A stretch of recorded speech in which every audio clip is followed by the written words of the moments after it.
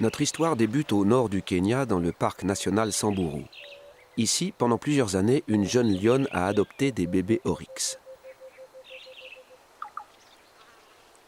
On l'a baptisée Kamunyak, ou « celle qui est bénie » en Samburu.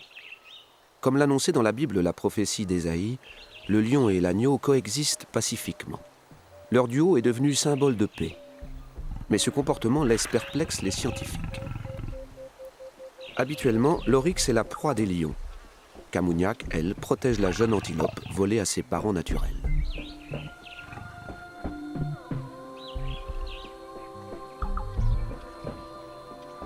Pourquoi un lion adopterait-il une antilope?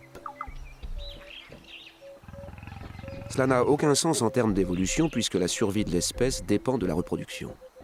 C'est l'antithèse des idées défendues par Charles Darwin dans L'origine des espèces. Selon le père de la théorie de l'évolution, le but de chaque espèce est de transmettre ses propres gènes aux générations futures. L'oryx ne partage pas le patrimoine génétique de la lionne. En l'élevant, Kamunyak ne favorise pas son propre succès reproductif. Le temps et l'énergie consacrés à l'antilope sont gaspillés pour sa subsistance.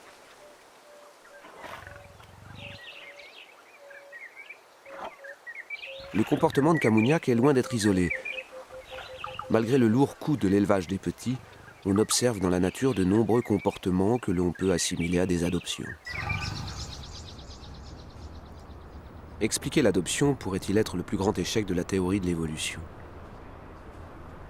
Deux scientifiques israéliens, Eitan Avital et Eva Jablonka, étudient à Jérusalem le paradoxe de l'adoption dans la nature. Si vous aidez ou adoptez un petit qui n'est pas le vôtre, ou avec lequel vous n'êtes même pas apparenté génétiquement, vous gaspillez beaucoup de temps et d'énergie pour investir dans un petit qui n'est pas porteur de vos gènes. Et la théorie de l'évolution n'explique pas vraiment un acte qui constitue une perte de temps et d'énergie. Rendons-nous sur la terre des loups. Comme le suggère la fiction, le comportement nourricier est très courant parmi cette espèce. Les loups sont des animaux sociaux qui vivent en meute composée du couple reproducteur et de leur progéniture des années précédentes.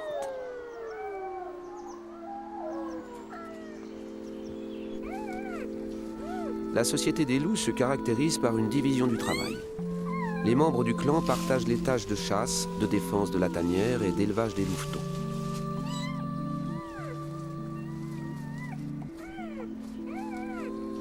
La femelle reproductrice met bas au printemps dans une tanière souterraine. Tant que les louveteaux ont moins de 3 semaines, elle tient les autres membres de la meute à l'écart. À ce moment-là, seule la louve est entièrement dédiée à la satisfaction de leurs besoins.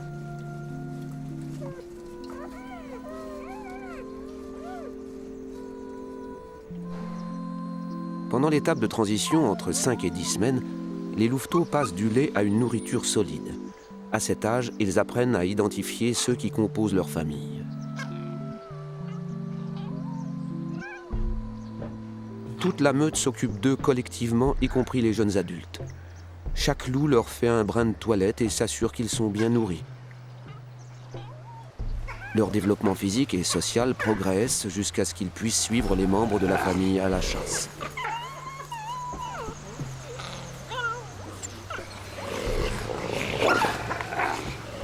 Quelle que soit leur place dans la meute, les loups peuvent s'emparer de la nourriture d'un autre.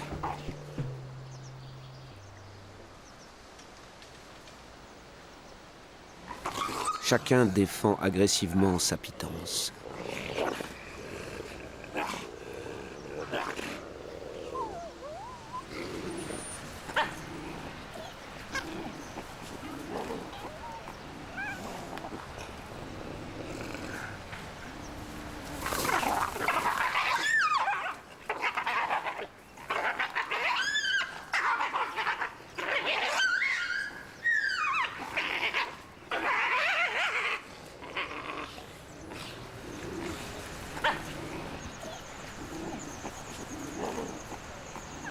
Mais les louveteaux font exception.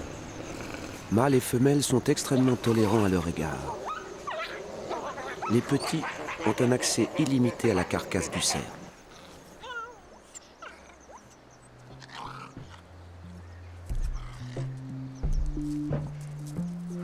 Et lorsque les louveteaux ont encore faim, ils demandent de la nourriture en léchant le museau des adultes.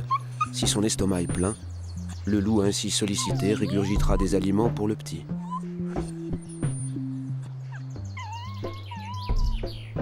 Pourquoi ces loups adultes s'occupent-ils de leurs jeunes frères et sœurs? Ayant atteint leur maturité sexuelle, ils pourraient mettre au monde leur propre progéniture. Il semblerait que ces jeunes loups aient peu de chances d'élever avec succès une portée à eux. L'habitat des loups est si rude qu'ils ont intérêt à demeurer sous la protection des parents. Alors en attendant de s'en sortir tout seuls, ils aident la fratrie. Mais cet arrangement leur apporte aussi un bénéfice. Leurs gènes sont transmis par le biais de cette parenté. Aider sa famille pour propager ses gènes fonctionne aussi chez les oiseaux. On a repéré des assistants maternels parmi plus de 150 espèces dans des conditions sociales et écologiques très variées. Nous voici près de Canberra, dans l'est de l'Australie. Le bois d'eucalyptus du parc Campbell abrite une espèce d'oiseau au comportement singulier, les craves d'Australie. Contrairement à la plupart des jeunes oiseaux quittant le nid dès qu'ils peuvent voler de leurs propres ailes, ceux-ci restent auprès de leurs parents jusqu'à l'âge de 3 ou 4 ans.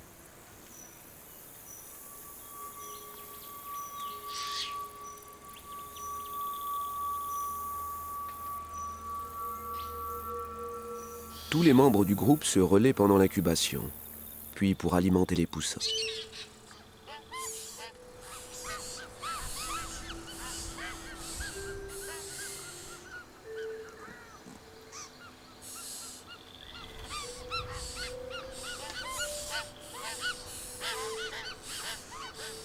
Ces oiseaux se nourrissent d'insectes et de graines qu'ils dénichent dans les litières d'herbes et de feuilles. En raison de régulières sécheresses, la nourriture se fait rare. Dans ces âpres conditions, la solidarité familiale semble être la plus adéquate des stratégies parentales. Ces parents craves seraient incapables d'élever une nouvelle couvée sans assistance. Il faut au minimum 7 oiseaux pour élever plus d'un jeune par an. Comme chez les loups, les perspectives reproductives sont faibles pour les jeunes. Tant qu'ils ne sont pas matures, favoriser la survie de leur fratrie pourrait être le plus sûr moyen de transmettre leurs gènes.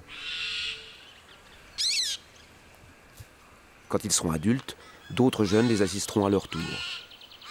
C'est ce que les biologistes appellent l'altruisme réciproque. Vous me faites une faveur et je vous en fais une en retour. Selon Eva Jablonka, ils auront acquis d'ici là une plus grande expérience des soins parentaux. En prodiguant des soins, les assistants exercent leurs compétences parentales et deviennent ainsi plus habiles et meilleurs parents quand ils procréent à leur tour. Ils ne sont donc pas en train de diminuer leur propre succès reproductif, au contraire, ils l'améliorent.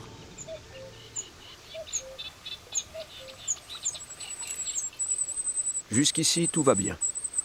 La théorie de l'évolution semble s'appliquer si les parents de substitution sont de la famille du petit adopté. Mais qu'en est-il lorsque ce n'est pas le cas? Ces petites rousserolles des roseaux s'occupent d'un jeune coucou. Leur bébé adoptif a tellement grossi que le nid supporte difficilement son poids. Le nourrir et le soigner leur demande de lourds efforts.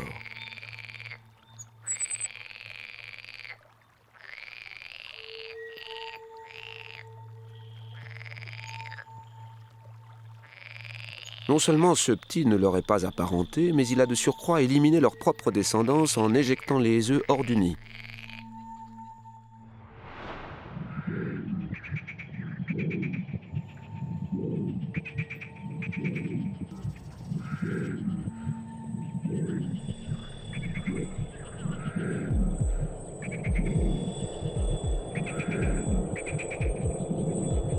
Du point de vue du coucou, l'opération est un véritable succès. Mais pourquoi ces parents adoptifs dépenseraient-ils toute leur énergie à élever ce meurtrier? Ça n'a pas de sens, selon Darwin. En réalité, les parents adoptifs ont été bernés. Un coucou adulte a déposé un de ses œufs dans leur nid en profitant de leur inaptitude à reconnaître leur propre progéniture. Dans la nature, cette mésaventure survient fréquemment, et pas toujours de la part des parents. Si une véritable adoption implique une identification, Alors il nous faut comprendre comment les animaux distinguent leurs petits des autres. Lauréat du prix Nobel, le naturaliste Konrad Lorenz fut l'un des premiers à travailler sur cette question dans l'Autriche des années 30. Depuis son plus jeune âge, les oies passionnaient Lorenz. Petit garçon, il voulait devenir l'une d'entre elles. N'y parvenant pas, il décida d'en élever et entreprit de dévoiler les mystères de leur comportement. Avec son collègue Oskar Heinroth, il nomma empreinte le processus d'apprentissage qui a lieu très tôt dans la vie de l'oison. À leur naissance, les oisons suivent naturellement leur mère, la première chose mouvante aperçue. Et si ce n'est pas leur mère, mais un homme, eh bien ils le suivent quand même. Konrad Lorenz est ainsi devenu cette maman de substitution qu'ils accompagnent partout. La période succédant à l'éclosion est donc cruciale. Les poussins s'attachent à leurs parents et les parents identifient leurs poussins. Les femelles imprègnent leurs petits par la vocalisation et des signaux chimiques. Le résultat, une famille heureuse. L'adoption dans le monde animal ne serait-elle finalement que le fruit d'une erreur d'identification ? En tous les cas, des études montrent que l'adoption tourne rarement en faveur de l'adopté s'il est identifié comme étranger.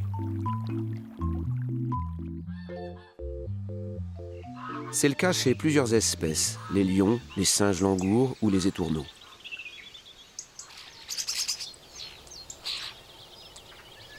Observons de plus près ce qui se passe chez ces oiseaux grégaires vivant au sein de foules immenses.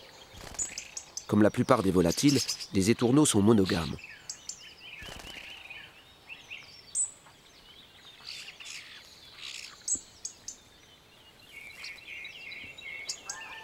Ils nichent au sein de colonies ou en couples isolés, dans les trous des arbres ou d'un simple mur.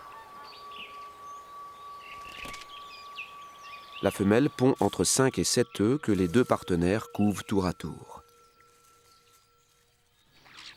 Le couple s'occupe des poussins à deux, tant que rien ne brise cet équilibre.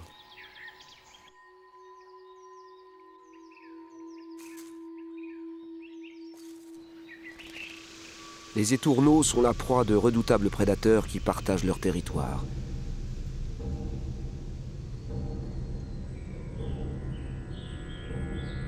Les autours des palombes chassent le plus souvent dissimulés à l'affût dans les branchages.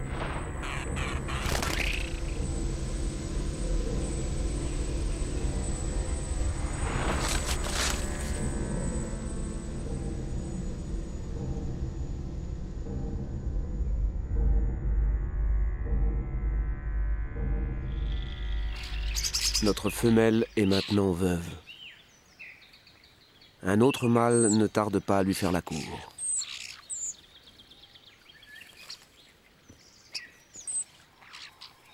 Elle feint tout d'abord l'indifférence, mais il s'obstine.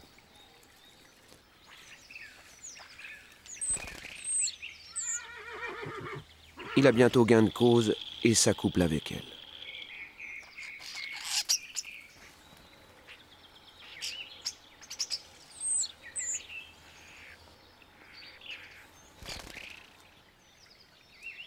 Cela ne veut pas dire que le nouveau maître du nid va adopter la descendance de son prédécesseur. Il n'est pas le géniteur des œufs existants et commet un infanticide en les jetant hors du nid. Au lieu d'attendre que les poussins de la couvée précédente prennent leur envol, le mâle les tue et provoque ainsi une ovulation de la femelle.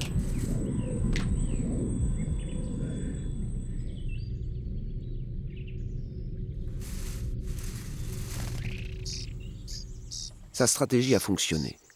Sa partenaire a produit une couvée de remplacement dont il est le géniteur. Parallèlement, pour l'espèce humaine, 2 psychologues canadiens, Daly et Wilson, ont fait une troublante découverte. Avant 2 ans, les enfants élevés avec des beaux-parents seraient 100 fois plus susceptibles de mourir de mort violente que ceux vivant avec leurs parents naturels.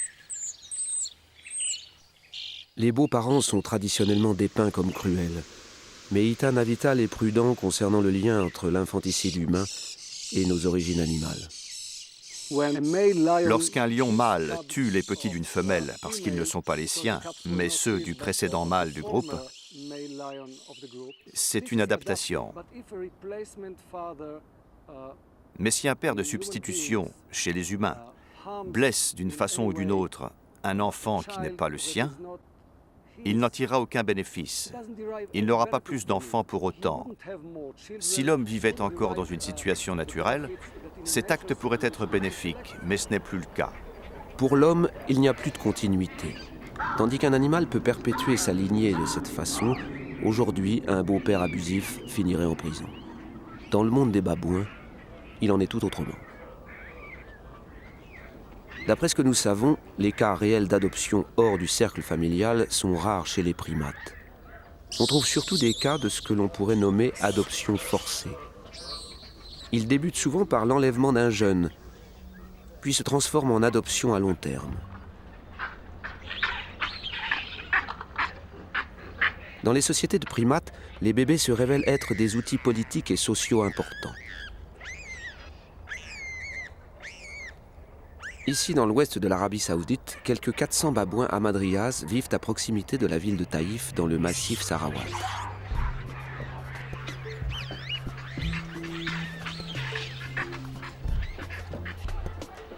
Ils rôdent autour d'une décharge où ils viennent régulièrement chercher de quoi se nourrir.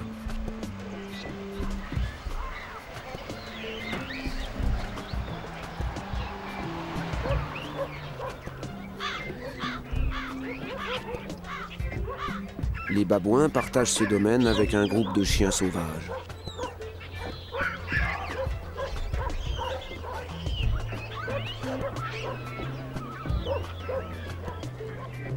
Ces singes disposent d'un système social organisé autour des adultes mâles.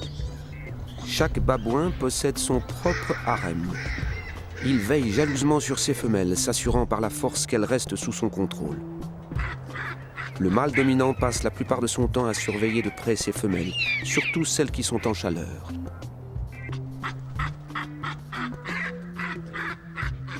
La hiérarchie des femelles correspond à leur ordre d'arrivée dans le harem.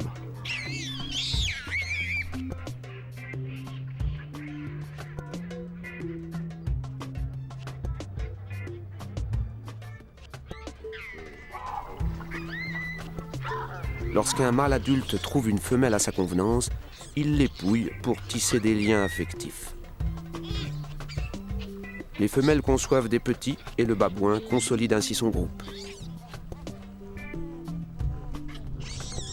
Pour posséder une femelle, les jeunes mâles doivent entrer en concurrence avec leurs congénères. De violents combats éclatent quand un mâle tente de s'éclipser avec la belle d'un autre.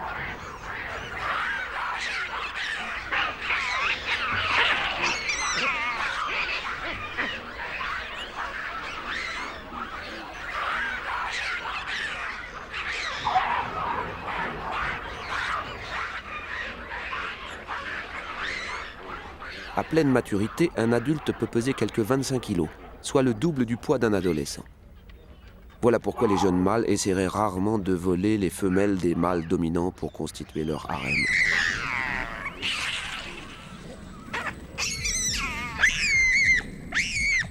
Ils se fixent une cible plus facile. Ravir des bébés à leur mère.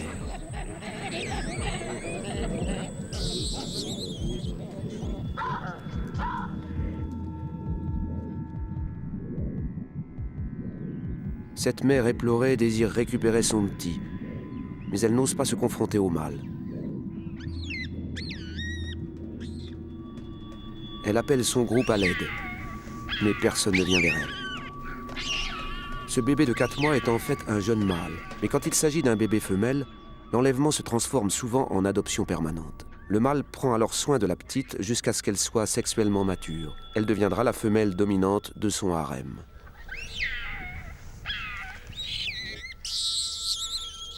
Malgré tout, cette mère ne perd pas espoir. Elle attend que le mâle relâche sa garde. Elle détourne son attention en lui faisant des avances sexuelles. Mais c'est un piège.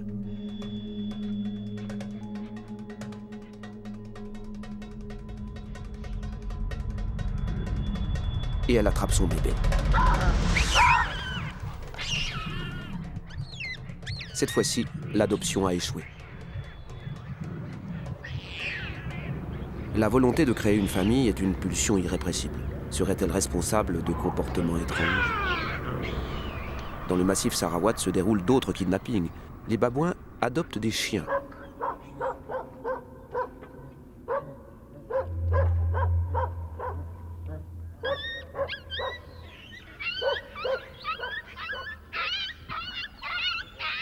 Ces incidents sont un reflet des enlèvements juvéniles. Ils débutent de la même façon, par le vol des chiots.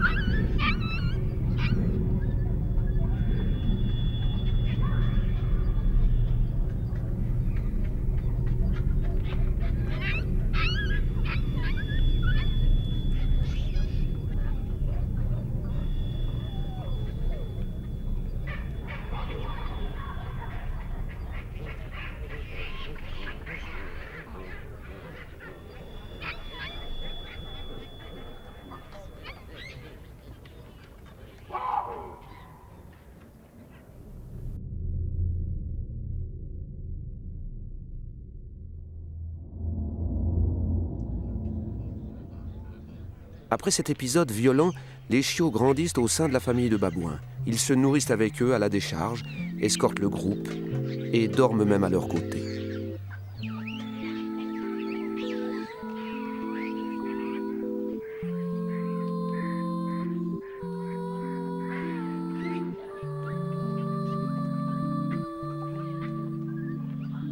On voit même les babouins épouiller les chiens et jouer avec eux. Un signe de leur complète intégration, car les babouins ne s'épouillent qu'entre membres de la même famille. Les chiens deviennent un peu les animaux de compagnie des singes. Ils défendent leur famille adoptive contre les autres chiens et, la nuit venue, montent la garde.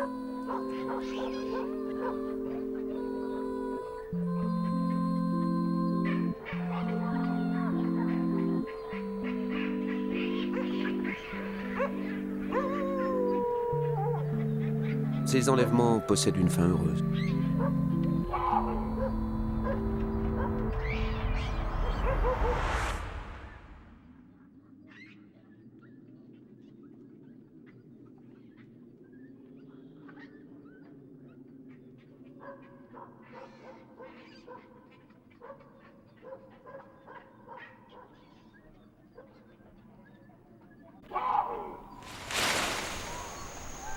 Loin des montagnes d'Arabie Saoudite, dans le centre de recherche sur les primates des Caraïbes, le kidnapping des bébés s'achève souvent plus tragiquement.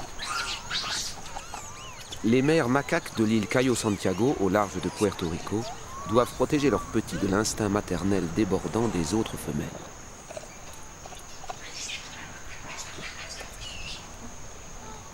Dario Mastripieri de l'Université de Chicago est spécialiste du comportement maternel chez ces singes. Leur intérêt pour les nourrissons débute très tôt. À l'âge d'1 an, les jeunes femelles sont déjà très intéressées par les bébés, alors que les jeunes mâles ne s'intéressent pas du tout aux nourrissons. Et l'intérêt des femelles demeure élevé tout au long de leur existence. Le fait qu'elles soient jeunes ou vieilles, enceintes ou mères d'un nourrisson n'a aucune importance. Elles aimeront toujours les bébés et saisiront l'opportunité d'en approcher un, de le toucher et d'interagir avec lui.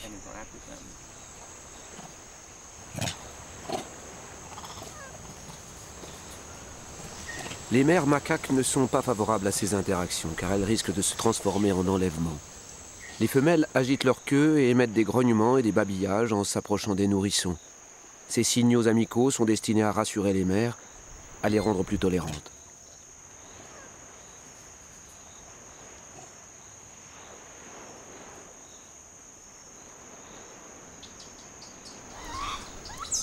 La société des macaques s'organise autour de groupes de femelles. Les femelles dominantes, leurs filles et petites filles, forment le sommet de cette pyramide hiérarchique. Les petits se rangent immédiatement derrière leur mère.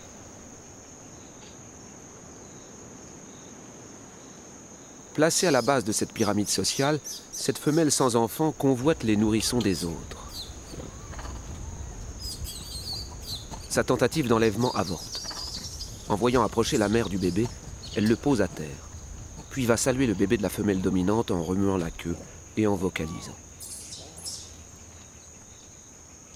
Elle est loin d'être la seule à s'intéresser aux nourrissons.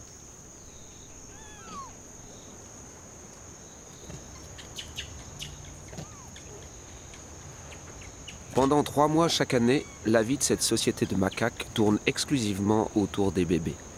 Les mâles, eux, ne s'en soucient guère.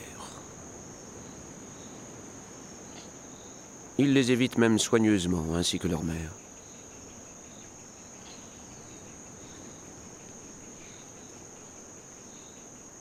Ils n'ont rien à faire, si ce n'est attendre la prochaine saison des amours.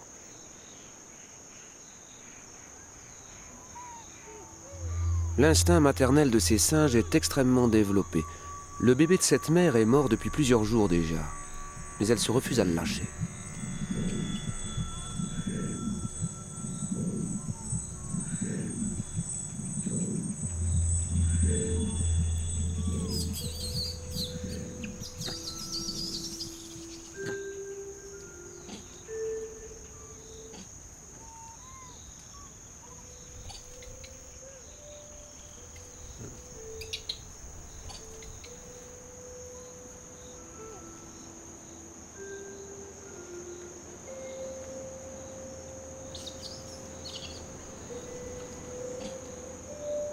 La forte pulsion maternelle des femelles est nécessaire car leurs bébés naissent incompétents.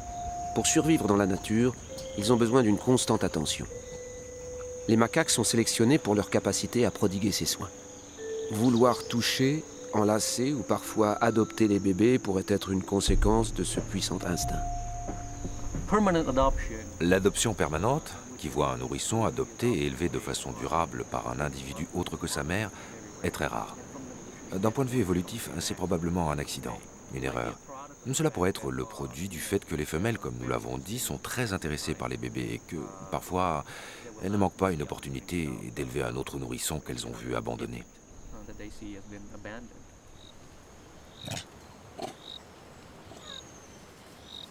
Cette sensibilité élevée vis-à-vis des nourrissons permet à ces femelles de faire de bonnes mères. Mais cette médaille a un revers. Le bien-être des bébés n'est pas toujours le premier souci des jeunes, un peu comme si elles jouaient à la poupée.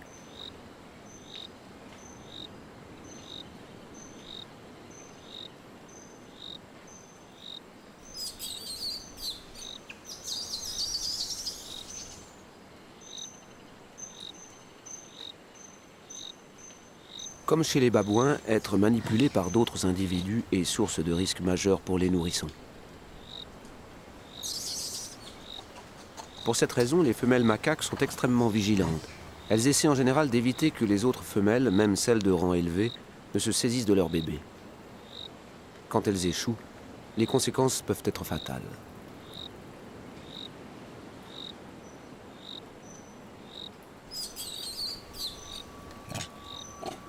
Cette jeune femelle de 2 ans est la demi-sœur de ce nouveau-né.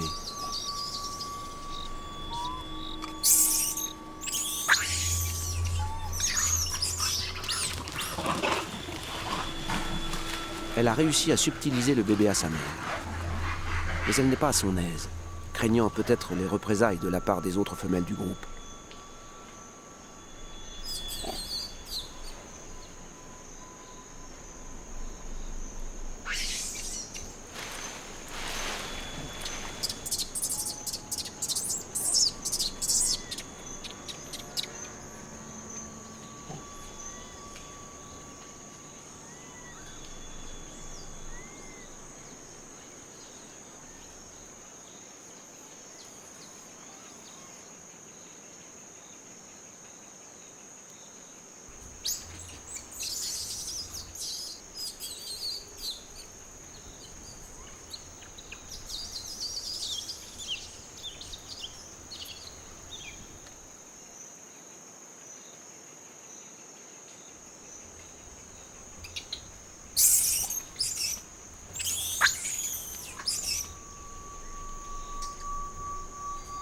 Une issue tragique menace son envie de jouer à la maman.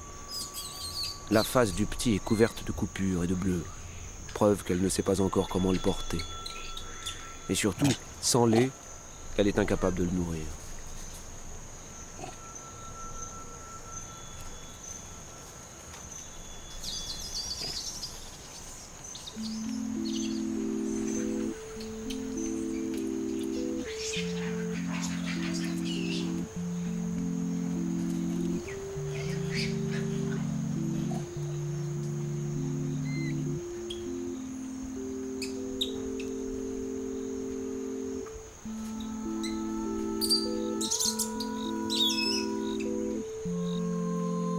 Cette mère maladroite a sans doute amélioré sa compétence parentale, mais cette adoption est un désastre pour le bébé.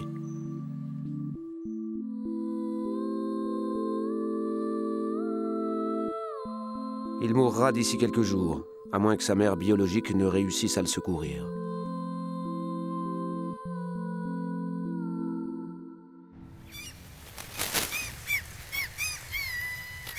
Dans le règne animal, l'adoption est souvent vue comme une aberration. Cependant, dans le centre de la Pologne, un comportement récemment analysé fait exception.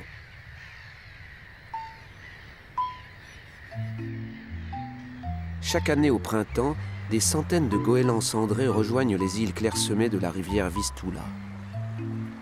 Après avoir hiverné en Europe de l'Est, ces goélands retournent là où ils sont nés pour s'y reproduire. Ces oiseaux grégaires nichent au sein de colonies qui comptent jusqu'à 100 individus.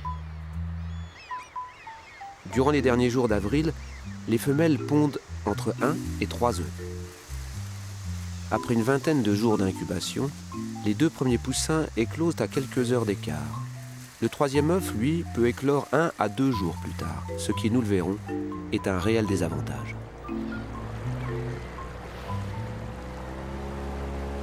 Monika et Dariusz Bukaczynski travaillent au Centre polonais de recherche écologique. Depuis plusieurs années, ils étudient les habitudes reproductives de ces oiseaux.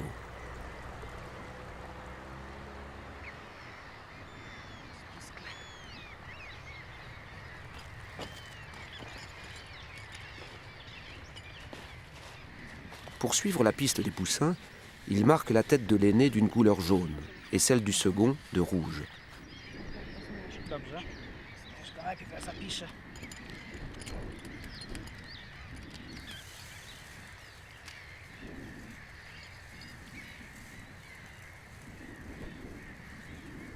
Enfin, le dernier né se voit teinté de bleu.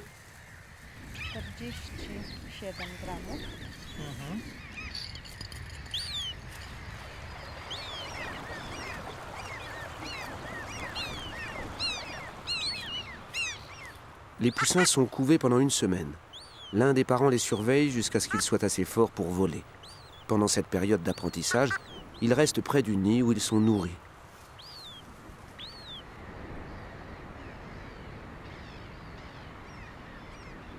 Le problème du poussin bleu débute là. Ses frères aînés ont une tête d'avance. Plus forts que lui, ils sont toujours les premiers rassasiés.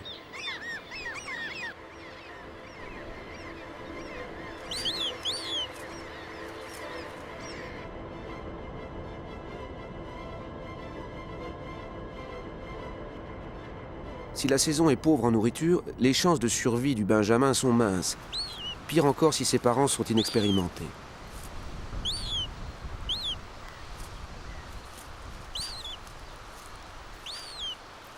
Le poussin bleu ne fait que picorer les restes.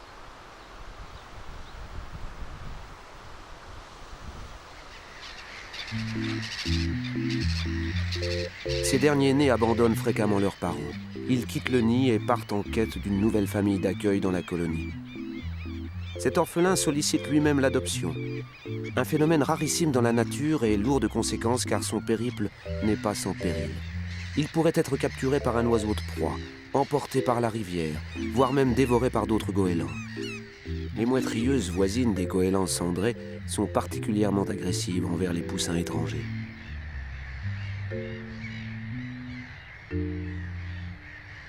Notre poussin a trouvé une nouvelle famille dans les dunes.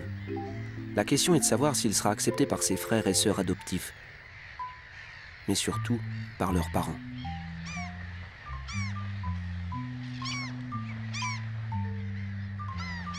Il hésite avant d'approcher. Ce couple ne lui est pas familier.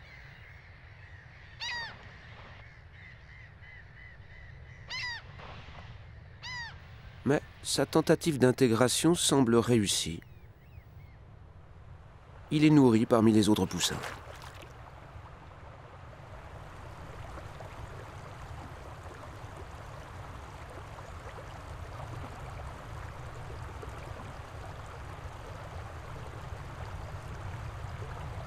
Ce phénomène est loin d'être unique chez les goélands cendrés. Monica et Darius ont observé chaque année un tel nombre d'adoptions que, selon eux, il ne peut s'agir de simple méprise. Il apparaît que dans le cas des goélands cendrés, l'adoption est adaptative, car il est difficile de croire qu'un phénomène qui se produit à une telle fréquence dans ces colonies soit le fruit du hasard. La structure génétique des goélands cendrés a révélé des relations de parenté parmi ces colonies d'oiseaux. Elle pourrait favoriser l'adoption et signifier que ses bénéfices sont supérieurs à son coût. Ce comportement d'adoption chez ces oiseaux passe de génération en génération. Comment pourrait-il être transmis? Est-ce génétique? Est-ce acquis? Tout comme les cycles d'abus sont répétés dans les familles, certains scientifiques, tels qu'Eva Jablonka, pensent que la tolérance pourrait être transmise aux jeunes par ses parents. Ces poussins étrangers ne vous dérangent pas. Vous n'êtes pas très agressif avec eux. Vos poussins voient ce comportement et quand ils grandiront, ils seront eux-mêmes plus tolérants vis-à-vis des poussins étrangers. Ou par exemple, si vous enlevez activement des jeunes, ce comportement de kidnapping sera aussi socialement appris par vos petits, qui doivent l'observer pour l'expérimenter, s'ils doivent le pratiquer plus tard dans leur vie. Si les poussins apprennent ce comportement de leurs parents, que se passe-t-il si l'on place un œuf de moitrieuse dans le nid d'un goéland cendré? Les Bukacinski sont en train d'expérimenter cette hypothèse. Devenues adultes, les moitrieuses seront-elles tolérantes envers les poussins? Auront-elles assimilé l'art de l'adoption pratiqué par leurs parents d'accueil? Pour le savoir, rendez-vous dans quelques années. Chez l'homme comme chez l'animal, le désir de fonder une famille est un instinct puissant. Mais l'histoire non achevée des goélands cendrés laisse une question en suspens. Peut-on parfois considérer l'adoption comme un acte de bonté? Peut-elle être vraiment altruiste? Darwin lui-même s'est intéressé à l'altruisme des insectes sociaux. Leur observation avait presque sabordé sa théorie de l'évolution.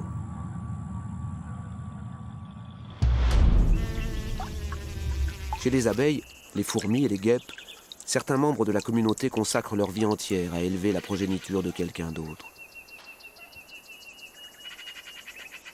Les guêpes polistes construisent des nids avec de la pâte à papier. Elles vont chercher du bois, le mâchent, puis avec cette matière construisent des alvéoles hexagonales. Un nouveau nid est fondé au printemps par une ou plusieurs femelles. L'une de ces femelles occupe la position dominante et devient la reine. Paraissant plus grosse, elle est la mère des femelles ouvrières et se spécialise dans la ponte des œufs. C'est la tâche principale de la reine qui quitte rarement le nid.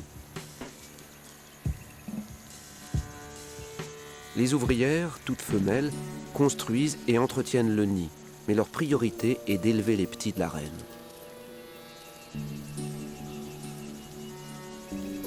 S'occuper de cette nurserie est une rude corvée. Les guêpes polistes sont des prédateurs. Elles chassent des insectes, les broient, puis les régurgitent pour alimenter les larves.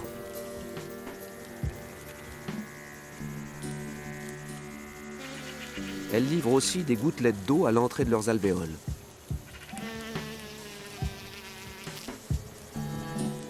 Puis elles battent des ailes pour créer un courant d'air frais.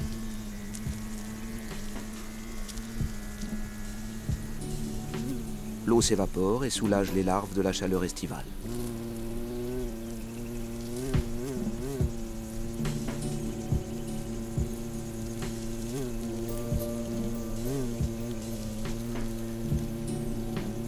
On ne peut pas dire que ces mères de substitution ne payent pas de leur personne pour élever ces jeunes. Darwin justifiait l'altruisme des insectes sociaux comme un soutien à la famille élargie. Leur sacrifice n'est pas une perte de temps. Sa théorie est donc sauve. Le professeur Stefano Turilazzi, spécialiste des insectes sociaux à l'Université de Florence, nous explique pourquoi. Le comportement altruiste est celui d'un animal qui renonce à sa propre reproduction pour augmenter la reproduction d'un autre individu.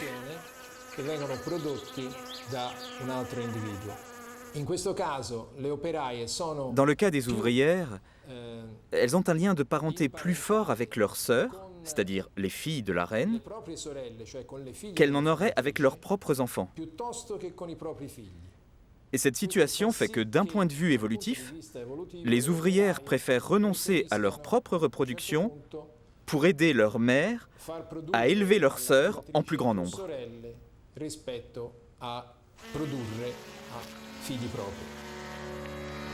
Comme les loups et les craves, les guêpes cèdent elles-mêmes en assistant leurs reines. Leurs gènes seront transmises à la prochaine génération.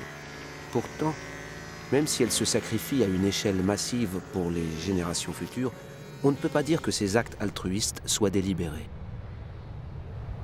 La bonté intentionnelle est difficile à détecter dans la nature.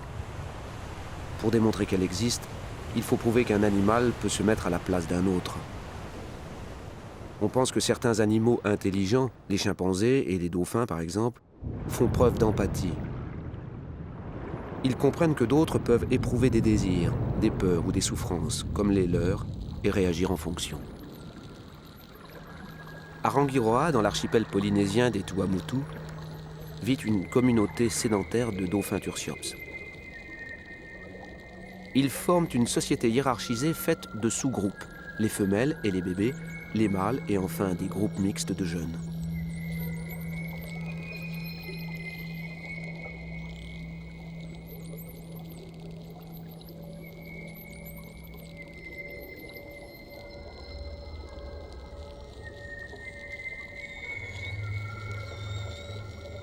Les requins à pointe blanche sont parmi leurs plus dangereux prédateurs.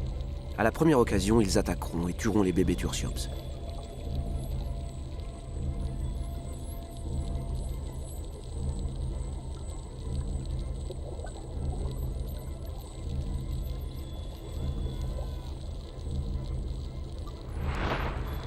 Les dauphins mâles sont conscients de cette menace.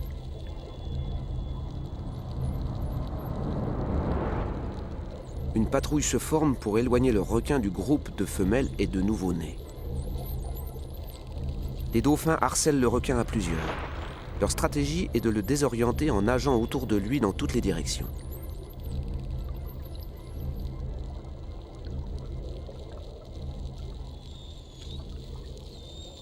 Leurs efforts coordonnés portent enfin leurs fruits et le requin à pointe blanche abandonne la partie. Un comportement complexe comme celui-ci semble indiquer que les Tursiops ont une compréhension des autres. Ils sont sensibles à leur vulnérabilité et agissent en conséquence. Un étrange incident observé parmi cette communauté de Rangiroa va dans le sens de cette supposition. De temps en temps, des stènelles à long bec quittent leur habitat du grand large pour pénétrer les eaux côtières des Tursiops. On les distingue par leur petite taille, leur rostre plus allongé et des flancs teintés de blanc. Une jeune stènelle a été découverte parmi cette communauté de Tursiops.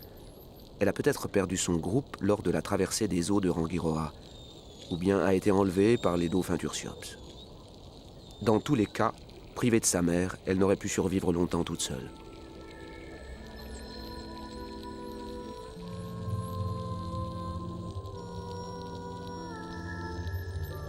Les dauphins semblent l'avoir adoptée. Les émissions sonores de la stènelle ne sont pas les mêmes que celles des Tursiops. Alors cette jeune communique avec sa nouvelle famille grâce au langage du corps. Malgré leurs différences physiques et culturelles, cette stènelle a été prise en charge par les Tursiops qui la soignent et l'élèvent.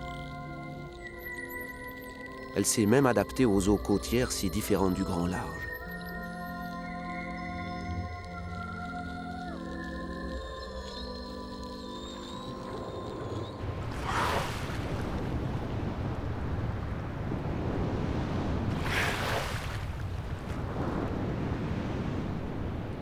À regarder ces dauphins, il semblerait bien que l'Homo sapiens ne soit pas la seule espèce capable de prendre en charge le bien-être d'un orphelin.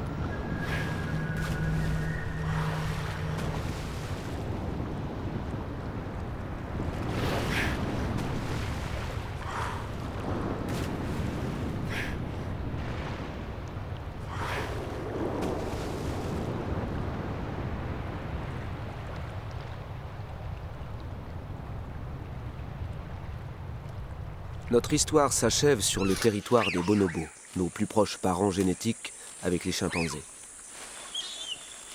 Le seul pays où ils subsistent encore à l'état naturel est la République démocratique du Congo. Cette espèce en voie de disparition vit en larges groupes dans une petite zone de forêt vierge sur la côte sud du fleuve Congo. Suite aux guerres dans la région des Grands Lacs, nous ne savons pas combien de bonobos vivent encore ici.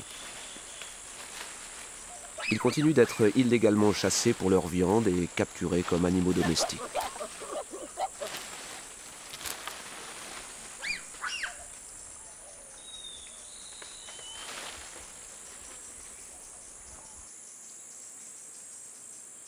Dans la société bonobo, les femelles ont une position dominante et jouent un rôle central au sein du groupe.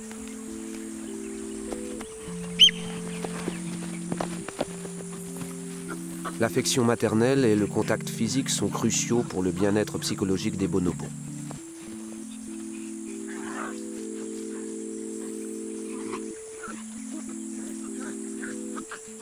Dans cette société matriarcale, le pouvoir des mâles est déterminé par la position de leur mère. Ils dépendent d'elle durant l'enfance, mais aussi tout au long de leur vie.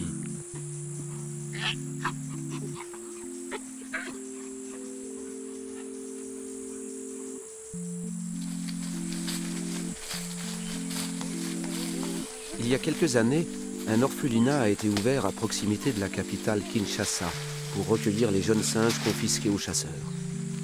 À son arrivée, chaque bébé est confié à une nourrice humaine.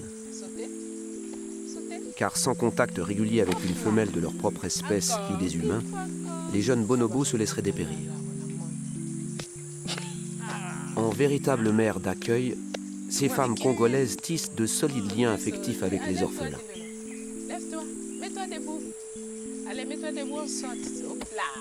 C'est un moment déterminant pour la survie des jeunes bonobos. S'ils adoptent leur mère de substitution, cela signifie qu'ils ont de grandes chances de survivre. Les bébés apprécient cette attention de tous les instants. Mais cette adoption n'est que temporaire. Le but de ces femmes est de donner aux singes la force de réintégrer ensuite le groupe des adultes.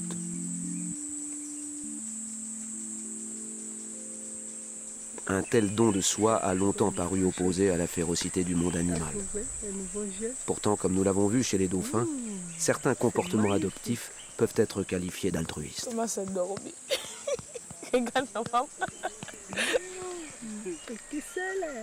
magnifique.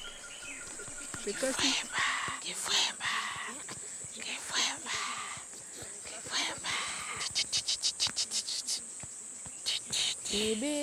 Loin de réfuter la théorie de l'évolution, les comportements d'adoption la rendent encore plus riche et fascinante, preuve que la loi de la jungle est compatible avec l'existence de coopération, d'entraide, voire de sacrifice.